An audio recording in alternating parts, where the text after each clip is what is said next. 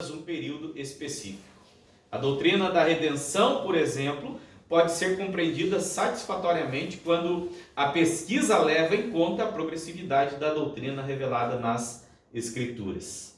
A Bíblia não é um livro hermético, fechado, enigmático. Ao contrário, é uma revelação da vontade de Deus aos homens. Se por alguns momentos um fato, doutrina ou texto parece lançar dúvidas acerca de seu propósito ou mensagem, sem dúvida, a progressividade da revelação esclarecerá o que inicialmente parecia contraditório. É aquilo que eu disse para vocês ali. Você pega aqui, você chega num lugar que você não tem saída. Mas se você dá aquela parada, aquela acalmada, e você vai mais além, ou você vai mais profundo, você vai ver uma saída bem ampla e objetiva, né? Isso é a Escritura Sagrada. Ter esse entendimento e usar esses métodos para estudo. Aqui nós temos os textos de aplicação da forma correta, os contextos, né? Texto e contexto, lá na página 14. Texto e contexto é o versículo ou versículos que você está estudando. O contexto é o que vem antes e depois do texto. Contexto imediato são os versículos que vêm antes e depois do parágrafo, onde encontramos o nosso texto. Contexto remoto, outros capítulos no livro onde encontramos nosso texto, o livro todo, o ensino geral da Bíblia sobre determinado assunto. É importante que entendamos bem isso, porque temos que considerar sempre cada versículo da Bíblia um texto, como parte de um todo maior contexto. Texto e contexto não podem se contradizer. Podemos tirar lições proveitosas de versículos isolados, mas estas ligações não podem contrariar as lições do contexto geral da Bíblia. Quando eu disse aqui para os irmãos, se vocês já ouviram alguém pregar, falar que o cair é do homem, mas o levantar é de Deus, sabe por que dessa colocação, queridos? Porque o texto da palavra de Deus diz realmente, o cair é do homem. Mas no seu contexto imediato, ele não vai dizer literalmente que o levantar é de Deus. Mas quando você vai buscar mais à frente, mais além, você vai ver a palavra de Deus dizendo que o homem cairá, mas o Senhor o levantará. E aí a aplicação. Unindo o texto e um contexto mais adiante. Você vai criar o cair é do homem, mas o levantar é de Deus. Mas não de uma aplicação de uma forma imediata. Mas também vai falar que aquele que confessa e deixa alcança a misericórdia. Mas o que encobre as suas transgressões nunca prosperará. Porque assim, eu vou cair, porque se eu me humilhar, o Senhor sim vai me levantar, vai me restaurar. Exatamente. Para Deus levantar tem que ter uma atitude humana. Exatamente. É isso mesmo. Arrependimento. Então fazer a aplicação da forma correta, né? E aplicar essa forma no nosso dia a dia. Não é que a aplicação, não é nem que ela esteja totalmente errada, ela só é simplista, né? Isso. Ela tipo tira o meio. Exatamente. Na verdade, joga É o Senhor, Deus, ó, eu é a mesma coisa que diz assim, ó, isso. que Deus perdoa todos os teus pecados.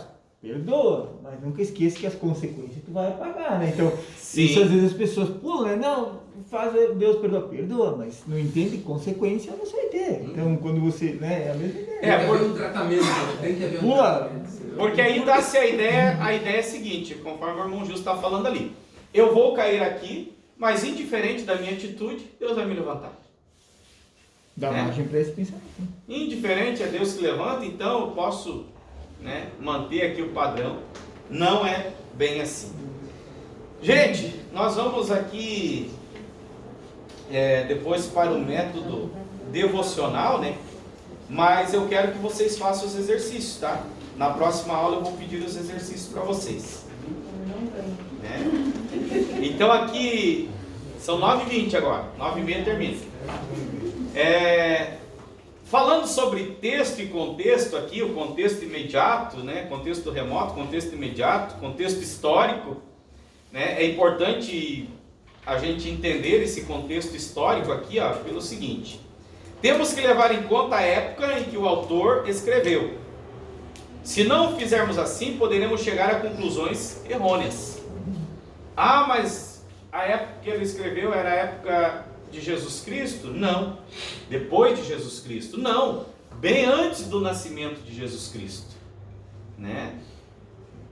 Principalmente para não fazer confusões com profecias bíblicas já cumpridas, que se cumpriram para a nação de Israel.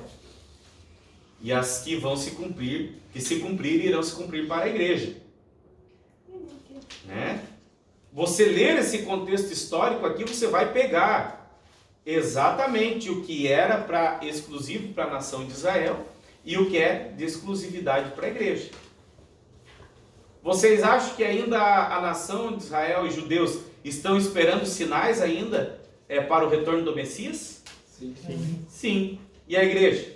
Não. Então você entender esse contexto histórico, né, para o povo, para a nação de Israel, dos judeus, entender agora, nesse contexto do período da graça, das profecias do período da graça, você vai entender certinho e fazer essa diferença, né? Os sinais que se cumpriram, alguns sinais que Jesus relata, porque quando Jesus ele relata, ele fala sobre o período da igreja, sobre o arrebatamento da igreja, os dias atuais. Jesus ele declara ali sobre os dias atuais. Só que em paralelo Jesus fala sobre os dias atuais da igreja e os dias atuais da nação de Israel. Tem que haver um entendimento. Em algumas parábolas Jesus está se referindo à igreja e Israel. Algumas, exclusividade da igreja. Outras, exclusividade da nação dos judeus. Então, fazer esse estudo, abordar esse estudo, se é escatologia, você vai pegar todo o contexto histórico ali dos profetas, né, que profetizaram a respeito do fim. Os livros proféticos só podem ser evidentemente compreendidos à luz dos acontecimentos nacionais, políticos, internacionais daquela época. Contexto todo ali. Também no Novo Testamento há passagens que só podem ser corretamente interpretadas se conhecermos os costumes do primeiro século do cristianismo. Isso daqui é onde mais é errado, onde mais falha. É isso aqui. Principalmente por não conhecer, né, os costumes do primeiro século da igreja, né, onde a igreja estava se iniciando, vamos dizer assim, né? Atitude correta para estudar a Bíblia. 3.8, página 15, e aí nós encerramos. Se você deseja mesmo descobrir qual é a vontade de Deus para a sua vida, ou até mesmo para a humanidade, então você não pode ignorar isso. Primeiro, leia a Bíblia conhecendo o seu autor. Quem é o autor? Deus. Isso é fundamental. Ela é o único livro que o seu autor está presente enquanto você o lê. É muito importante ter consciência disso, porque sabemos que não há ninguém melhor para explicar uma obra do que o seu próprio autor. Estudo diário. Ir aos cultos regularmente não é o suficiente. Ler bons livros cristãos, por mais diversificados que sejam, também não supre a necessidade de um contato direto e individual com a própria Bíblia. É imprescindível que haja leitura bíblica constante de maneira pessoal e diariamente. Leia a Bíblia em atitude de oração, devagar, meditando na sua mensagem.